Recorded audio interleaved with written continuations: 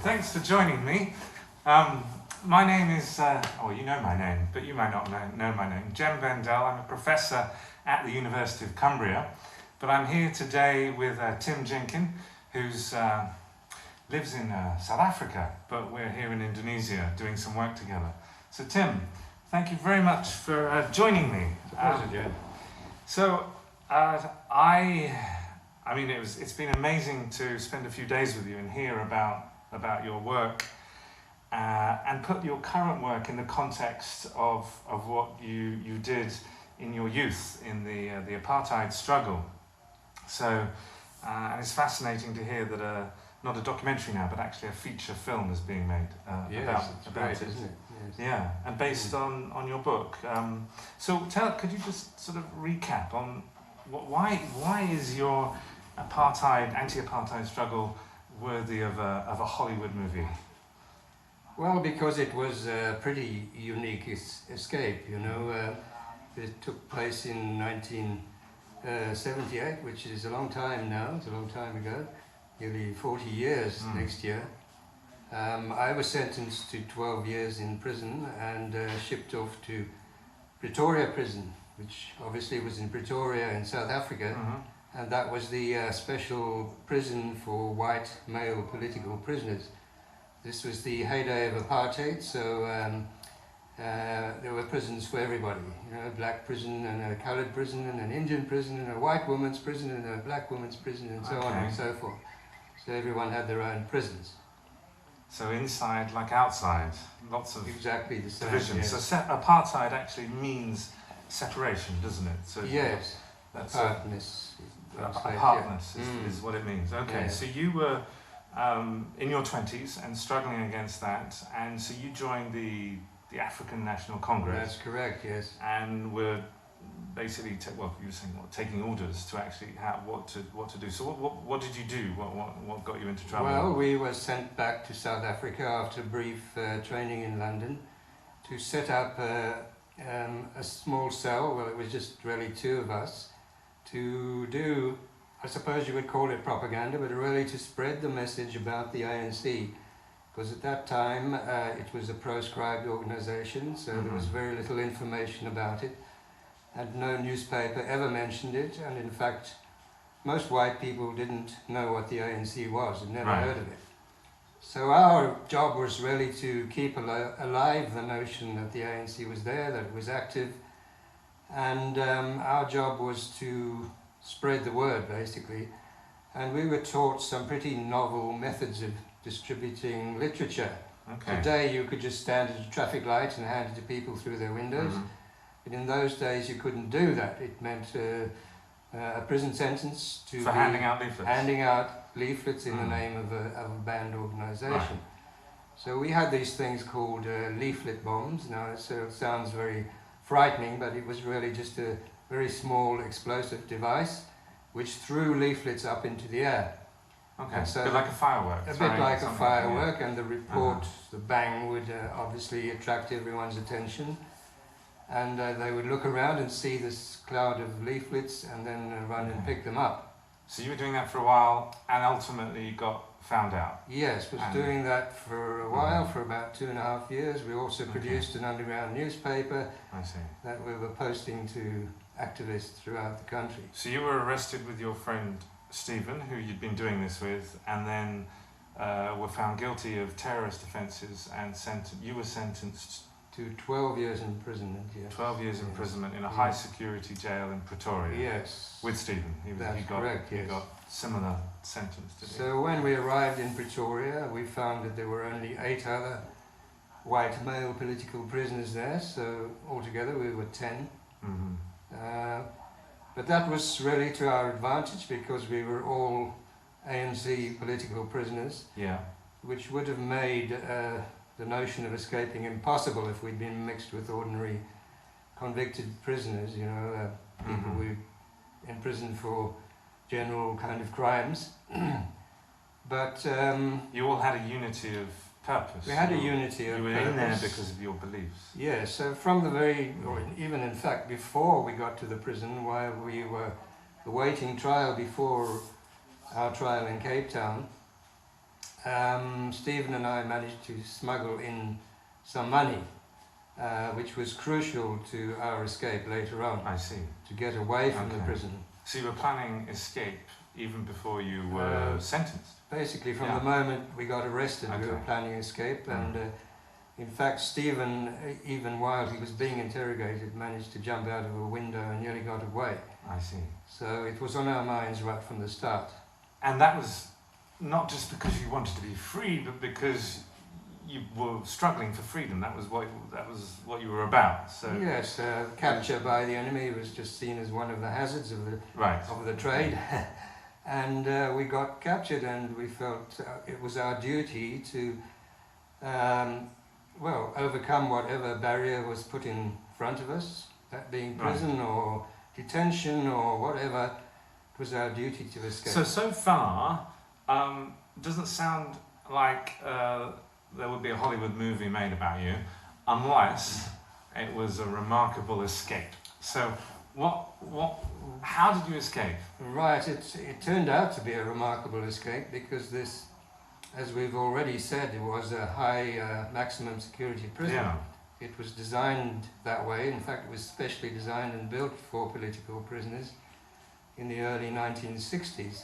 So it was very secure. It was a very small prison, comprised of a kind of L-shaped building, and inside the L was the prisoner's yard, and then around the outside of that was like a 10-meter high wall.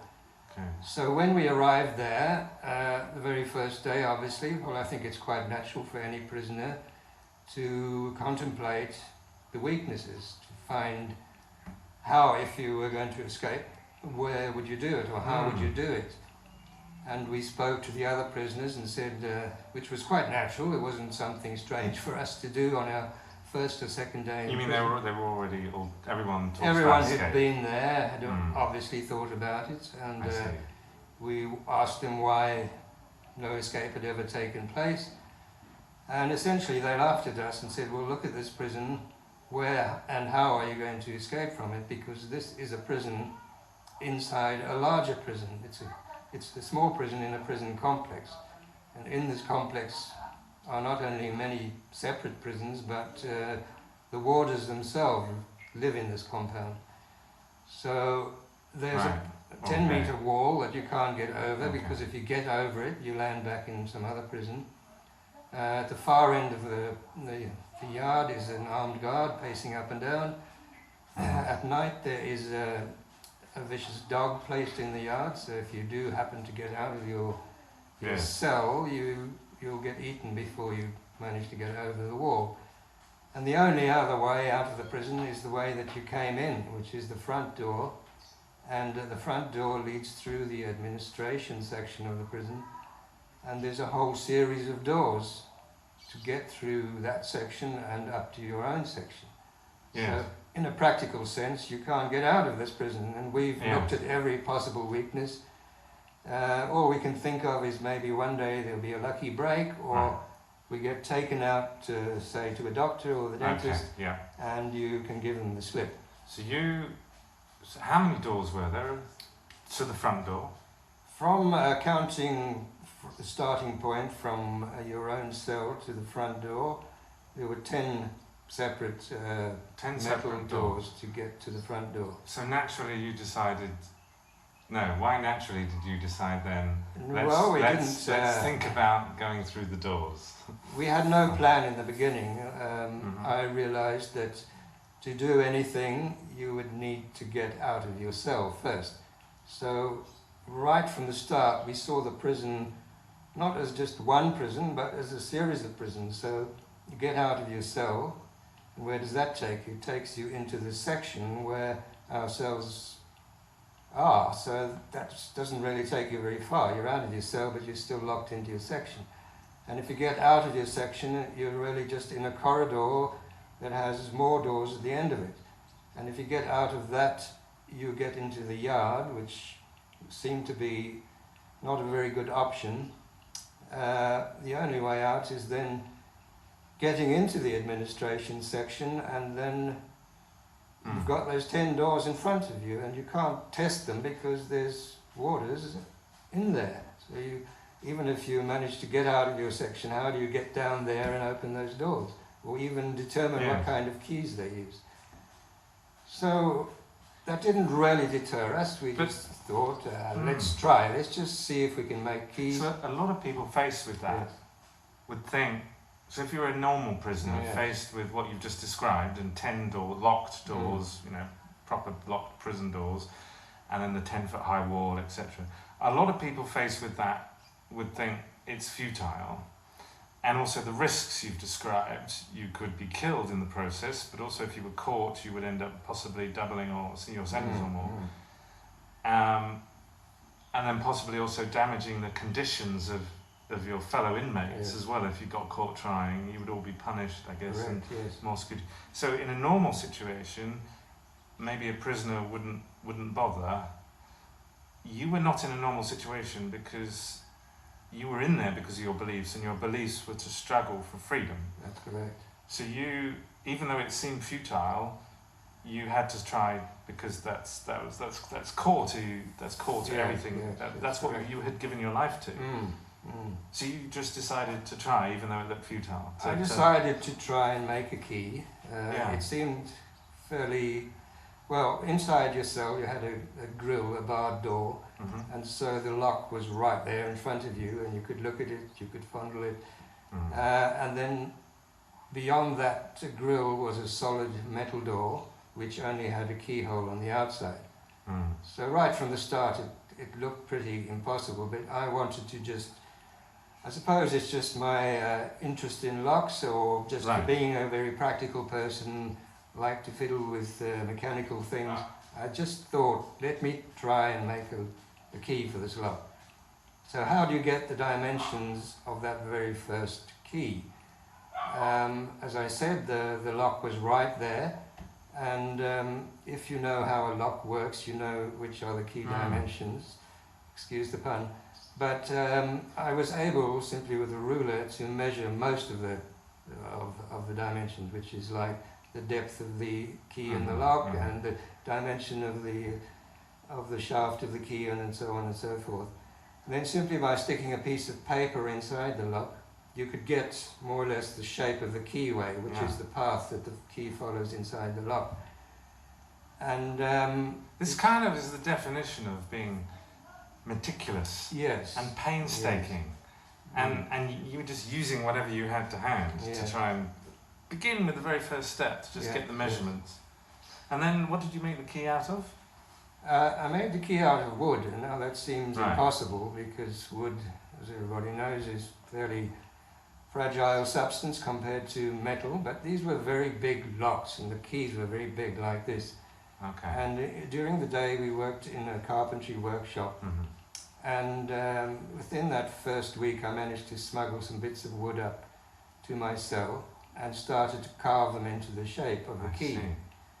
And already in my mind, well, on a piece of paper I had most of the dimensions of the key. What I didn't have was the cuts in the key, which lift the levers inside the lock, which allow the bolt to slide freely backwards and forwards and out of the bolt.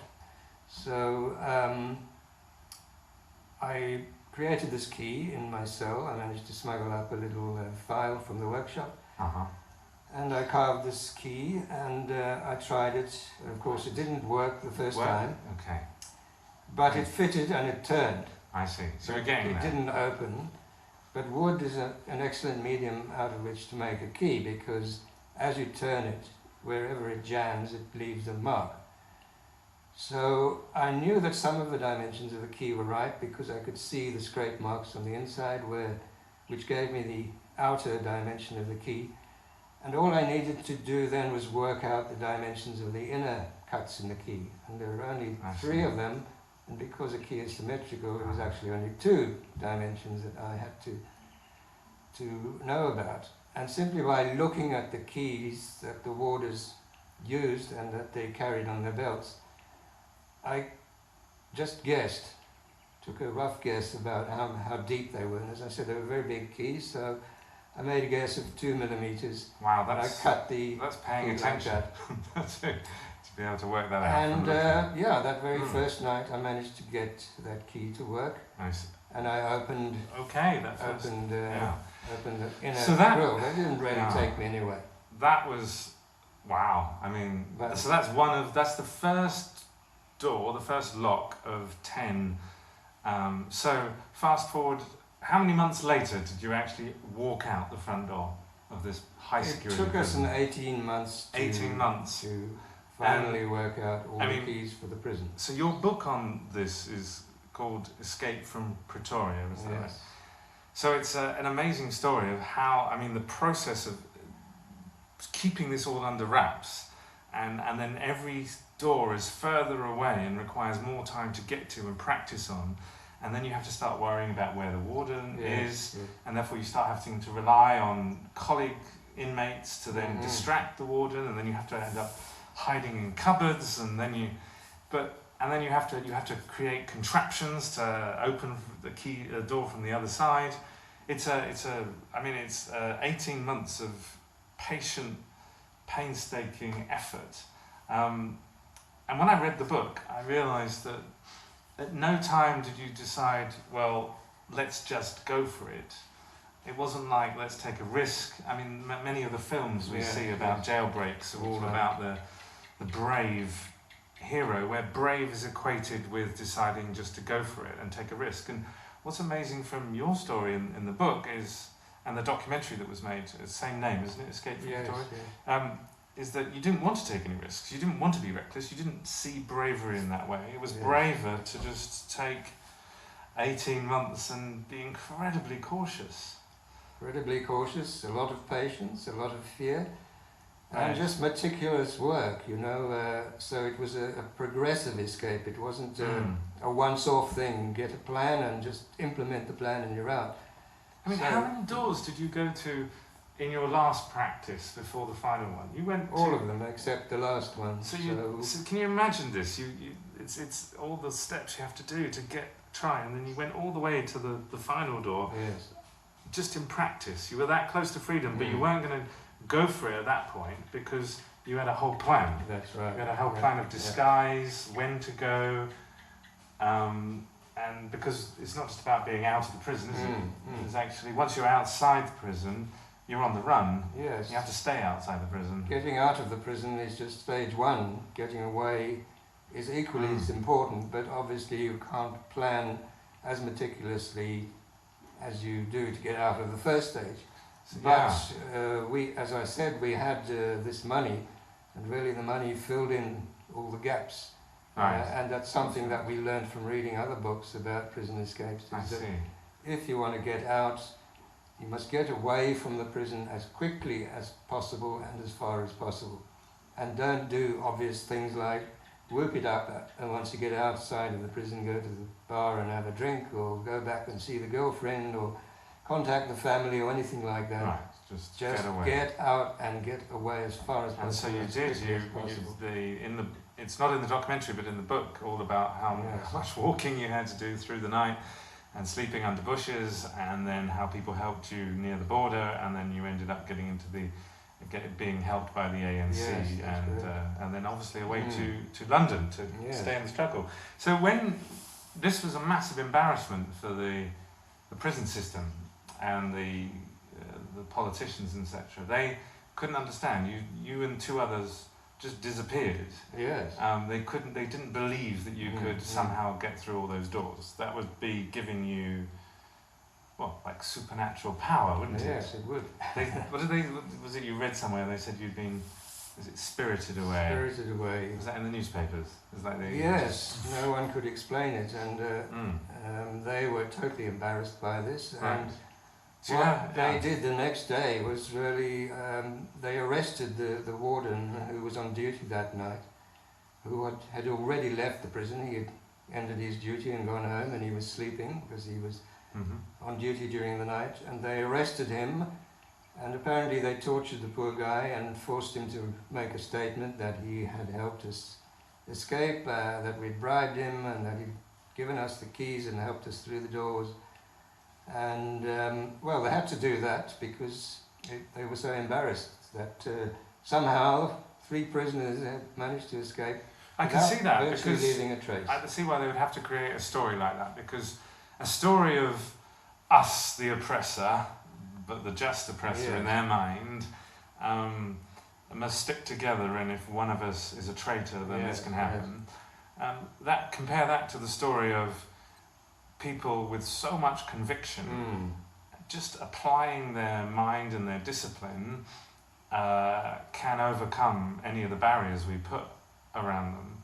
That would be a much more damaging story for them, wouldn't it? Yes. So that's why you wanted to do it your way, didn't you? Well, it's also that they kind of boasted about their invincibility. Right.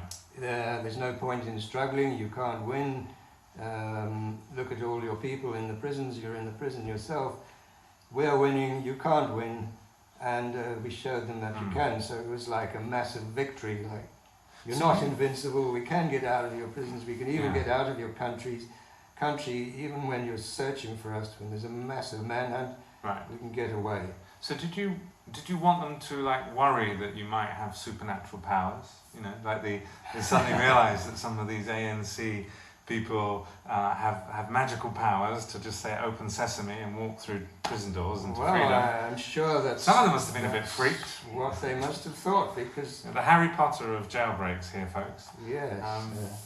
So that was before. Unfortunately, we had to damage the final door, so we did leave a trace. But our objective was really to get out without even leaving a fingerprint. I see. We wore gloves to get out. Oh really? Yes. So they would have thought you did literally just cast a spell on every. Absolutely. Maybe you had Hermione Granger. If they had not found that broken door, then they would have been completely baffled. Which is why you were wanting not to break the door and go back and try again. That's right. Because you had a vision of the whole principle of what you were doing and stuff. So you then stayed with the struggle from London. You were involved in encrypted communications, setting that up for the ANC, and there's a documentary on that as well, isn't there, called the Vula Connection. But you returned to South Africa just around the time of Nelson Mandela being released, and believed in how South Africa could then move forward post-apartheid. And so you've been living there since then, since the 90s. Yes, since the early 90s. And so, what do you, looking back on the sacrifice you made and also the meaning, clearly the meaning that the anti-apartheid struggle gave to you, what do you think now about the state of South Africa, and also what do you think about that meaning? Because, I mean, I know there's quite a lot of disappointment. I know when Nelson Mandela was challenged on what was really happening in his later years, he said, well, at least we're free to be free. You know, that was his way of dealing with the criticism of what's going on in South Africa. So for you, seeing how things were panning out with the ANC in power, how have you reacted to that, and how have you kept living by your principles in the new post-apartheid South Africa? Well, the ANC had excellent policies, which were developed over many years, and we were all hoping that once the ANC came to power, those policies would be implemented. But unfortunately, that's not the way the world works. I think once they got into power, the top guys were sent off to the IMF and were given a lecture there about how the world really works, and the ANC abandoned those wonderful policies and just simply adopted a kind of neoliberal approach to the economy. And that it might not have just been the IMF training. I know whoever's training. I saw an advert saying by The Economist, advertising The Economist magazine, quoting people who were on Robben Island, who said that the captors thought that The Economist was an academic journal, and because, like you and all the other prisoners were studying correspondence courses, they allowed The Economist magazine into the jail because they thought it was not like political. Actually, it's just neoliberal propaganda. Yeah, correct. So I wonder who was foiling who there, or who was. Yes. So they became extremely neoliberal, did they? Well, they did, and the reason they always gave was, we need to attract investment into this country. There's been a boycott for so many years. The economy has suffered. We have to build up the economy and attract the big corporations back, and then there'll be lots of jobs for everybody, and we'll all get rich, and it'll be a better life for all, and all live happily ever after. And when did you see that this wasn't really working? It was creating a... Yes. Well, it was creating a new class of people connected to the ANC who were getting rich, but not that much change on the ground. You saw that. Yeah, that's exactly it. And well, I came to realise, and many others did, that the political struggle was only one phase of the struggle, or one aspect of it. We'd won the political struggle, and I think most of us believe that once you're in political power, then you're free to do whatever you like. You can just create the economic system of your dreams, whatever that is, and you just impose it, and there you march off into the future. But it doesn't work like that. Even in the negotiations between the ANC and the ruling National Party, they had to make a lot of compromises, that certain changes couldn't be made for a long time. They couldn't just kick whites out of all the positions. It had to be a phased transition.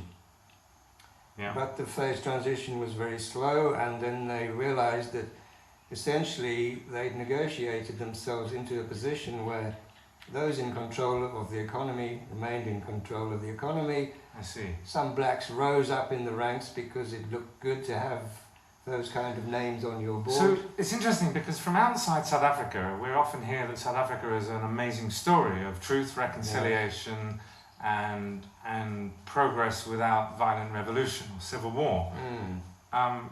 But it sounds like there was a massive cost from being so cautious and sort of doing what foreign interests, foreign capital, foreign governments were advising. That's correct. Foreign institutions well back home. Yes. And so when you realise this, given the empowerment, the dignity of everyone, and struggle for freedom of everyone being central to the meaning of your life, how did you apply that going forward? You know, what if you started to see that the new South Africa was maybe imprisoned in a different way, so it wasn't as overt, it wasn't apartheid in the same way, but there was an economic apartheid still. So how did you try and help people break out of that? Well, I think we learned our lesson from what happened, in the 70s and 80s before liberation. We thought that economic systems could simply be changed. You design one, call it socialism or communism or something else, but capitalism needed to be replaced. And once we were in power, we could choose our own operating system, the economic system. That wasn't happening. That wasn't happening. So what did you do? So then I realized that, and many others realized that you can't really just change a system like that, or is the way to bring about change capture state power. We'd done that. We captured state power, nothing much happened. So we couldn't then say, well, let's capture state power again and put our guys in there, and we'll implement something even better. Because how do you know something better is going to occur? It might be even worse. You might be going back to what we had before or something like it, or simply replace the one just with different faces. So then I through my studies, I realized that the real power, not only in South Africa, but really everywhere, is essentially the money power. The guys who control the money essentially control everything. It's not sort of individual capitalists who determine our future. It's those who fund the economy, who in control of credits and who issue loans and so on. They are the ones who decide where the money is spent. So if an ordinary guy comes to the bank and says, I want to start up a business, it's very difficult. But if you're going to start up something huge, you want to start a new bank or something, you won't get a loan. So it's those guys at the top, the guys who control the money, essentially control which direction the whole society follows. And for me, maybe it was a small step or a step backwards or a step sideways. I came to realize that if you could create an alternative money system, as it were, an alternative exchange system, then perhaps you could create a different kind of economy. So you don't have to overthrow that economy, you can create something perhaps parallel, running side by side, maybe a smaller one that starts out. But you can't do that using conventional money, because it's really, then you're just running a business. Okay, so let's have a think about that. That means that then, so the new forms of unfreedom that you were aware of was the fact that banks would decide how much money is created, who gets it at what price. That's correct. And also the ability of people at a local level to do stuff for each other depended on whether one of them could earn some of that money or borrow some of that money.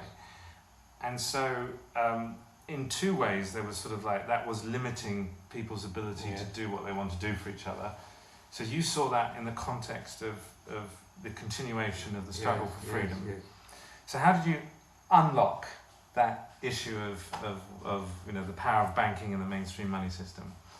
Well, I unlocked it by, again, taking up the same process that I did to get out of the prison. I looked at the bigger picture and I saw the prison as really the money system, or the current exchange system. For me, that is really the ultimate prison. That's what locks us all into the matrix, so to speak. You know, a lot of people say, well, if you don't like the current system, you can just go and buy a piece of land and you can get off the electricity grid, the water grid, all these little minor grids. You can go and live in an intentional community and you can just not be part of it. But that really doesn't take it very far. It's like a little group of people, and there have been many experiments like this, and none of them have really been terribly successful. So you live a normal life in Cape Town, but you've created something which is helping people free themselves from this prison of the monetary system. What is that? Now, the monetary system really is the biggest grid, and it's the most difficult one to get off. So even if you do set up your little intentional community, you're still going to need money, because you might want to have a car to get there, and you might want farming equipment, and you might want to buy seeds, and you've got to send your kids for education and all that. So it's really no different. You're still locked into that system. So you're not free.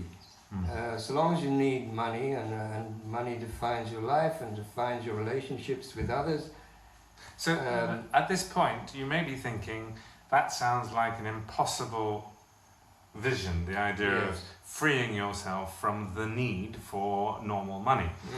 In the same way that it would be crazy to think you could go through the front door, through 10 doors to get out of jail. So applying the same approach of every barrier is surmountable, how did you go about creating your own money? That's what you've done, isn't it? Well, you created your own yeah. anti-money. Yes, correct. So it was a bit like escaping from the prison. That very first key was just an experiment to see where it would take us. So once you unlock one door, it gives you inspiration to unlock the next door. Right. So how does this system work, where people can trade together and do things for each other without the banking system, without the money system being involved? Yes. Well, it's actually very simple. You know, it's an exchange system, and people have been exchanging things between themselves for millennia, and having systems to record it. So essentially, it does what the money system does. It allows us to trade with each other without having to barter. So it does what money does, and money is in fact just another type of an exchange system. And how it works is that you have a central database where everyone records what they can do and what they can give, their services, or they might have some products that they're offering. So that would be called what we call an offerings list, and then other people would be advertising what they want. So you have this kind of directory of things for sale and things that's wanted. And for example, you might be offering a bicycle, and I'm looking for a bicycle, and I go through the directory or do a search, and I find bicycle, and I contact you, and you hand over the bicycle to me, Right. and I ride off. You might think, well, surely I've got to pay you something, give you something in return for that, some token that represents the value of the bicycle, but we don't really have to do that, so long as we record what happened there. Okay. So you would go to your computer and record that you'd given me a bicycle. So your name is there, my name is there, and we give a value to that bicycle. And the value can be based on anything. There are different ways of evaluating what something is worth. But for us, we simply use the national currency. In Cape Town, that is the rand. Mm-hmm. So it's just a nominal value. It's So no it's a money's reference changing point. hands. Yes, it's a reference point. You just change the records. So if that bicycle in the rand economy cost 100 rand, we would say it's 100 units. Mm-hmm. And that is recorded in that amount. 100 is just entered once, but for me it represents a negative. So I started out 0, and so I'm minus 100, and you are plus 100. It doesn't have to be in those kind of accounting terms where one is 100 plus and the other one is negative. It could just simply be that your 100 represents now your claim against what others can deliver or give. And my 100 represents what I need. It's an obligation about what I give back, to commitment. Yeah, so it doesn't mean that we have to settle up. I can use my 100 credits somewhere else with someone else in the network. You can take that 100 and get a massage. So this was an experiment. You didn't spend ages dreaming up a new global monetary system. You just thought, let's get started and do this in Cape Town. Yes, I approached it much the same way as the escape. I saw that first door and I thought, well, it's a challenge. Let me see if I can make a key for that first door. Let's see if you can make a moneyless exchange system. See if I can make a key in Cape Town to see if we can exchange like money does without money. And it worked, and it inspired others to do the same. So how many doors have you broken through with this new money system now then? Well, there are hundreds of these groups across the world, and each time you start a new one, it opens a new vista. So even we had one, and it worked just for our community, but then when we started the second one, how do you then trade between the two? So then you have to rethink about it. So the same way as the keys, now we've got two, that opens another vista. So your plan changes. And because this fits with your politics of enabling freedom, you don't charge for this, do you? It's provided as free open source software. Well, I don't charge for it in the money system, so I'm not demanding rands from anyone. Right. But the work that I do benefit from it in many ways. This very trip here in Bali is because of what I've done and what I've provided. I see. So others say, well, come and talk to us, and they pay for my ticket, and I've been all over the world. But apart from that, I work in the system, so there's a lot of stuff there for me. So I can, in a sense, charge for my developing the system by receiving from it. I see, so you'll be receiving in credits in this alternative money system. I credit the system, as it were, for the work that I do. And with those credits, I can furnish my house, which is what I've done. I've received all kinds of things. I've got a washing machine and curtains, and I get people to sew for me and to clean my place and anything I want. And no banker anywhere charging interest on anyone in the system. And no interest. Absolutely. So it's an autonomous, self-generated unlocking of local wealth. And the best part of it is that it creates community, because every time I trade on the system, it's not like, here's your money, I'm finished with you, that's it, the transaction is complete. So when I receive something, I now have an obligation to do something for someone else. Yeah. And it's also just a friendlier system because no money is involved, and I've made so many friends doing this. And as I say, every time you trade, basically, make a friend. Right, so it's a much more personalised approach than just normal money-mediated exchange. And after a while, you don't even have to record things, because you sometimes know someone who needs what you have, and you simply give it to them. It builds community in that way. Other people just give things, and people are bartering and just gifting, and you use the accounting system in situations where you maybe don't know the person, they live further away, and you'll never see them again. So this is helps us understand a different form of freedom. Yes. It's not just freedom from coercion, it's freedom through community, with freedom with your neighbours, and the ability... Freedom to be free and define your own future, and I think once you are not totally dependent on money, it's like you have this burst of freedom that you realise that you're in control of your own life to a large extent. So you're not trapped by having to pay the bills, the rent, the mortgage, the loan, whatever. So all these things that trap you into the other Do you hear system. that? Do you think that today many people in South Africa and elsewhere assume they're free, but also just accept levels of imprisonment because of they must survive in the market economy, and where they must borrow a huge amount of money to be in debt for their whole life to pay the mortgage? A lot of people don't define freedom in those terms. The banks themselves advertise all the time, be free, take a loan from us and be free to do what you want.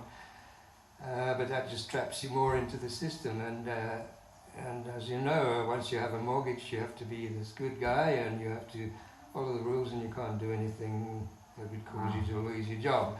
So you're trapped into this thing. So you're becoming a wizard of money in some ways, helping sort of reveal the delusions we live by and providing people with tools to escape a wizard of money, but it also gets rid of this notion that money is the mystique of money. You read many books about money, and no one can understand where it originated. I don't seem to understand that exchange is intrinsic to human life. In fact, it's a property of all life is exchange. Yes. And we invented various methods to facilitate exchange, and one of those methods is what we call money, and we use this concept of money projecting back into history and saying the ancients used money. Well, that is the true power of wizards, isn't it? To help people see things differently, and Absolutely. Actually it's in our power anyway. So Tim Jenkin, thank you for talking to me today. If people want to find out about that, they need to go to community-exchange.org, don't they? Yes. So I always wanted to do this. This is a lock. I was wondering if you could sort of say "Open Sesame" for me. Yes, I'll give it a wave and say "Open Sesame." Open Sesame. Tim Jenkin, the Harry Potter of lockpicking and the Wizard of Money. Thank you for chatting with me and telling me about your amazing journey. It's been a pleasure, Jem. Cheers.